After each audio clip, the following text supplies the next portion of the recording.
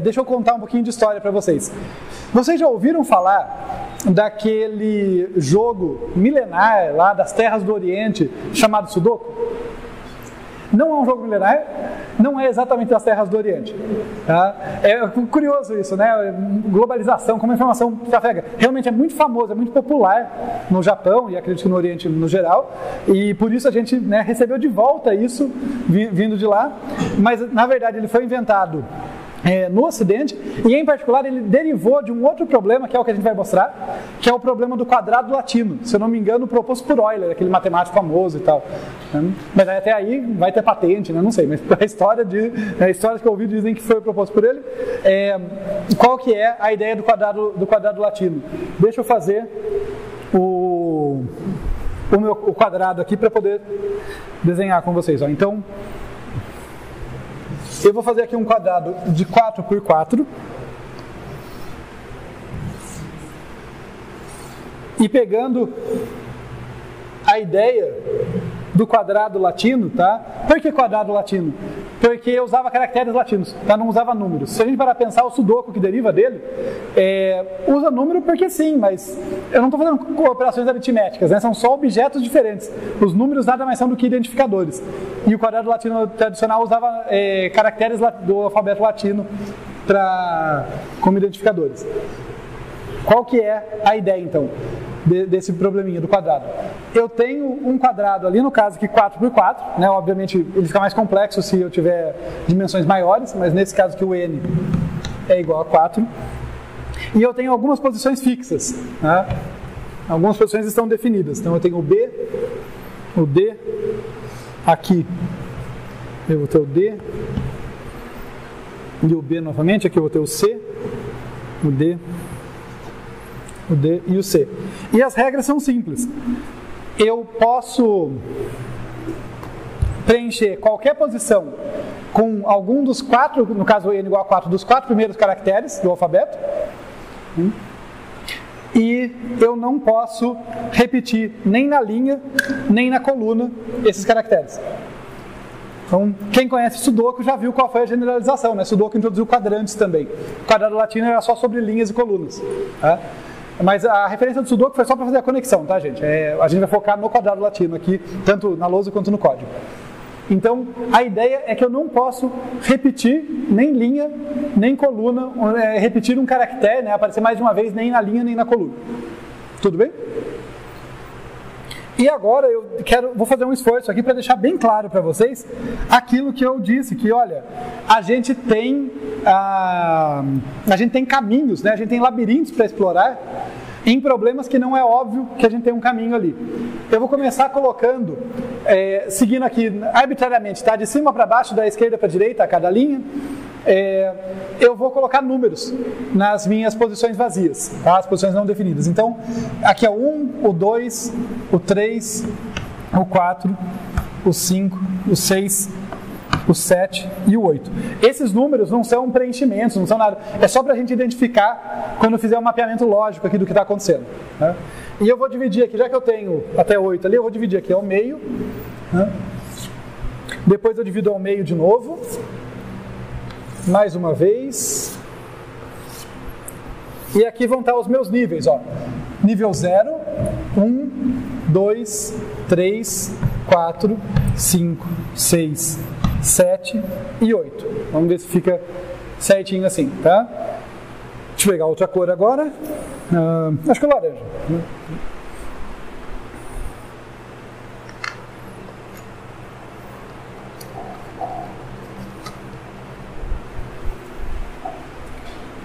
Qual que vai ser o encadeamento lógico que eu quero fazer aqui com vocês, tá? O que a gente tem que fazer no quadrado latino? A gente tem que ir testando posições ali, né? Seguindo aquilo lá, né? Construindo uma solução parcial. O que vai ser uma solução parcial? É uma atribuição de valores para as posições. Ela é válida? Bem, ela é válida se nenhum valor está violando a regrinha de não poder ter mais de um elemento, mais uma vez aquele caractere na linha nem na coluna. Tá? Ela é solução? Ela é solução se a tabela inteira está preenchida. E enquanto eu puder estender vai ser o quê? A próxima posição eu colocar um novo valor. Tá? Falando por cima, agora vai ficar mais claro com um exemplo. Então vamos começar aqui, ó. a minha árvore de decisão, tá? Esse nozinho aqui para indicar aquele caminho lógico que está subjacente, que eu falei para vocês. O labirinto lógico vai rolar aqui. Tá? Então comecei dali, e daí para a primeira posição, né, para a primeira variável que eu tenho que decidir, eu vou testar um valor. Então eu venho para cá e vou testar o A. Tá? Eu vou associar na aresta aqui para que eu acho que fica mais claro. Tá? Então eu desci colocando o A. Tá? Isso corresponde a colocar o A aqui.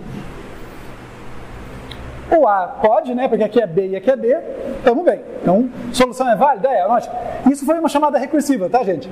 Eu saí da solução vazia, que eu não tinha atribuído nada, além do que tinha começado, e eu estendi minha solução, né? Eu vim aqui, ó, enquanto puder estender. Acabei de estender a solução jogando um A ali. Daí a gente vai fazer fez a chamada recursiva, e aqui a gente vai tentar estender de novo. Só que agora a gente vai tentar estender para o 2. Vou tentar jogar o A aqui. No começo eu vou fazer como se fosse um idiota, só passo a passo, depois a gente faz mais rápido, tá? Então, eu tentei jogar o A e não deu, né? Vou pegar outra cor aqui para destacar quando eu matar um ramo. Backtracking, né? Não deu, volta. Isso aqui, obviamente, não é uma boa opção. Como eu sou realmente metódico, né? Vou tentar o B. Vou tentar o B, não vai dar por causa disso aqui. Não vai rolar. Vou tentar o C. Tá? Veja que, olha os paralelos. No labirinto eu tentava direita para baixo, esquerda para cima. Aqui eu estou tentando as letras em ordem alfabética. Podia ser em outra ordem? Podia. É só porque é mais conveniente. Podia ser em ordem aleatória, podia ser na ordem oposta alfabética. Pode perguntar.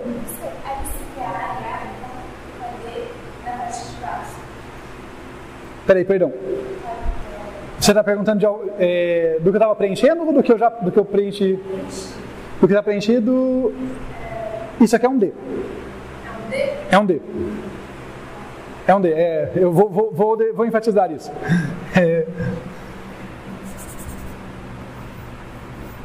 Esse é um D, isso aqui também é um D. Meu D não está bonito, né? Mais alguma letra que está confusa? Não, só tem D em cima e embaixo também. Aqui, por exemplo, eu tenho B.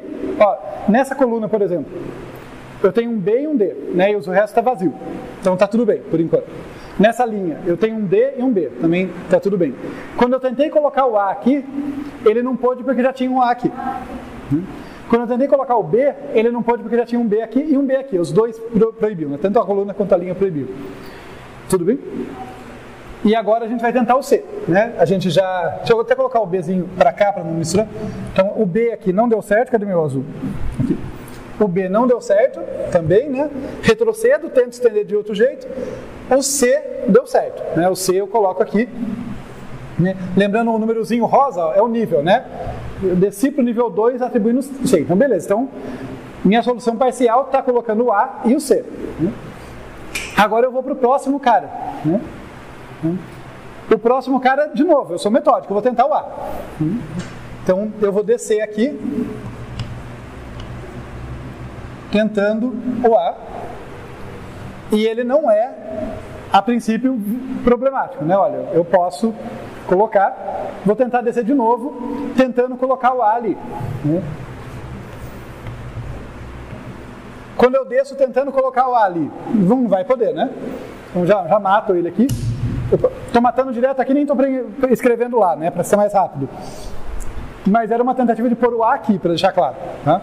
Então não deu. Vou tentar o B, colocar o B na posição 4. Também não vai dar por causa desse cara aqui, né? Esse cara na mesma linha vai proibir.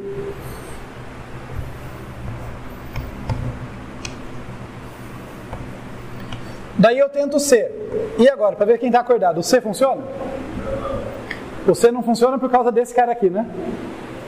Não vai permitir. Estamos ficando sem opções. E o D? O D vai funcionar? O D não vai, né, também. Então vejam que o backtracking, né, se isso não tiver ficado evidente, ele faz uma busca exaustiva e inteligente, né? Mas é uma busca exaustiva, ele testa todas as possibilidades. Isso quer dizer, quando eu coloquei o A aqui, não estava escrito em pedra que o A ia ficar aqui. Né? O A só vai ficar aqui se eu conseguir derivar um ramo que faça sentido com aquela decisão. Né? Quando eu testei todas as possibilidades aqui e não consegui, é o caso em que eu já tentei estender tudo que eu dava e não estendeu mais. Não deu. Eu tentei estender de tudo de maneira, tem que voltar. Quando eu volto para esse ramo aqui inteiro. Né, ó. A, B, C e D, todos eles deram errado. Volto para cá. Quer dizer que esse ramo não deu. Né? E daí eu vou testar outro cara aqui. Então tira esse cara e vou mudar. Vou tentar o B. O B não vai dar certo por causa desse cara aqui, né? E desse também, os dois proíbem. Mas aí eu vou tentar o C. E se eu planejei meu exemplo direito, vai dar certo agora, porque assim, haja canseira de fazer backtrack, né? Então eu acho que o C agora vai. Então colocando o C na posição 3. Certo? C na posição 3. Na posição 4 eu tento o A e deu bom. Opa, passei daquela posição que tinha travado, passei, né? Parece promissor. Então coloquei o A na posição 4. Na posição 5 eu tento colocar o A e foi também. Né? Então vejam aqui, ó, descendo para a posição 5, coloco o A. Na posição 6 tento colocar o A e não vai dar, né? Está na mesma linha desse e desse. Mas eu vou desenhar aqui para deixar bem claro o nosso labirinto lógico aqui, né? Vejam que isso aqui é bem o labirinto que a gente estava fazendo. Né? O problema não é um labirinto, mas eu estou fazendo um caminho de uma árvore de decisão, tentativa e erro, quando dá errado eu volto, tento outro ramo, estou explorando os ramos. De novo aquela ideia da poda, olhem para isso aqui, pensem quantas soluções que começavam com A, C, A, né? Quantas soluções que começavam com A, C, A, e que tinham inúmeras possibilidades de preencher o resto até o final. Nenhuma delas eu precisei gastar tempo testando, né? Eu matei aqui já o ramo.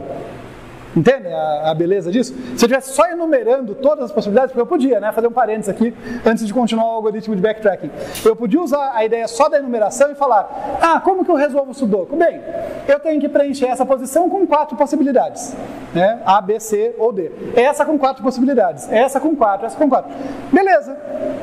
Gera todas as possibilidades, né? Aí no caso não seria nem como pode repetir, não seria nenhuma das que a gente viu na aula anterior, mas seria uma outra geração relativamente simples de sequências, né? Sequências com 4 caracteres com repetição. Então eu gero todas as sequências que podem ter caracteres entre A e D na primeira posição, entre A e D na segunda, entre A e D na terceira. Quanto que daria isso aqui? Daria 4 elevado ao número de posições vazias. E teria que depois testar uma por uma e matando, né? Se ela viola, eu jogo fora. Viola, eu jogo fora. Tá? Aqui eu não estou testando, aqui eu estou fazendo uma busca exaustiva, eu também vou testar tudo, né?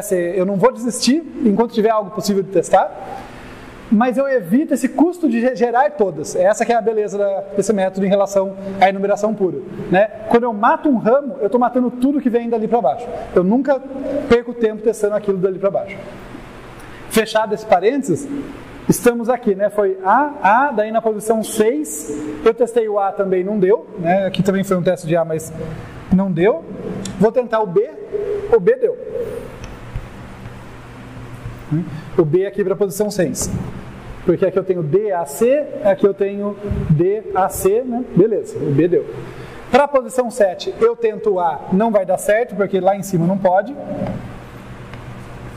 Então eu mato o A que não vai poder, porque esse cara aqui proíbe, né? Então eu tento, mas ele não funciona.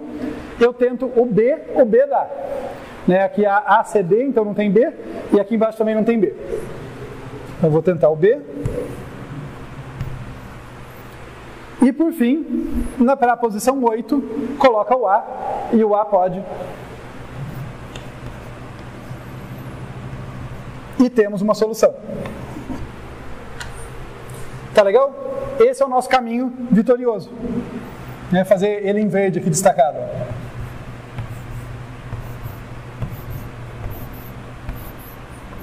Isso aí é uma busca profundidade? Se relaciona fortemente. Por conta dessa ideia recursiva de que o primeiro caminho que eu consigo estender eu vou, isso é uma busca em profundidade, mas deixa eu fazer uma ressalva. Busca em profundidade tradicional tá? De livro, vamos dizer, é algo que eu faço sobre um grafo, sobre uma rede. Aqui eu estou fazendo numa rede subjacente. Veja que não existe uma rede, eu não tenho um grafo de entrada, né? Então, é o comportamento de uma busca. Sabe igual o paralelo que eu posso fazer? A gente sabe modelar árvores binárias de busca, por exemplo, que a gente trabalha. Mas eu também já descrevi o comportamento de algoritmos lá no início do curso. Eu fui descrever o algoritmo, qual que é difícil lembrar, mas da Torre de Hanoi. E eu fiz uma árvore, né, mostrando as chamadas recursivas, uma gera duas e tal. Não é uma árvore, não é uma estrutura de dados árvore, mas é um comportamento lógico que é modelado por uma árvore e você consegue entender vendo como uma árvore. É meio que a mesma coisa, né? Se eu tiver uma rede, num grafo, como estrutura de dados, ali as conexões e tudo mais, e daí eu vou fazer uma busca de nó em nó nele, o que eu estou fazendo é uma busca em profundidade. Tipo, esse comportamento naquela rede é uma busca em profundidade. Isso aqui, eu não estou buscando num grafo, então a gente não costuma chamar, mas você tem toda a razão, é a mesma dinâmica de busca em profundidade, né? Eu só volto quando eu não consigo mais estender essa dinâmica básica da busca. É uma busca em profundidade vamos dizer, no grafo de decisão subjacente, no grafo lógico que está embaixo. E no fundo, é bom você ter observado isso, porque é exatamente por isso que backtracking é tão onipresente, ele é tão relevante em diferentes situações.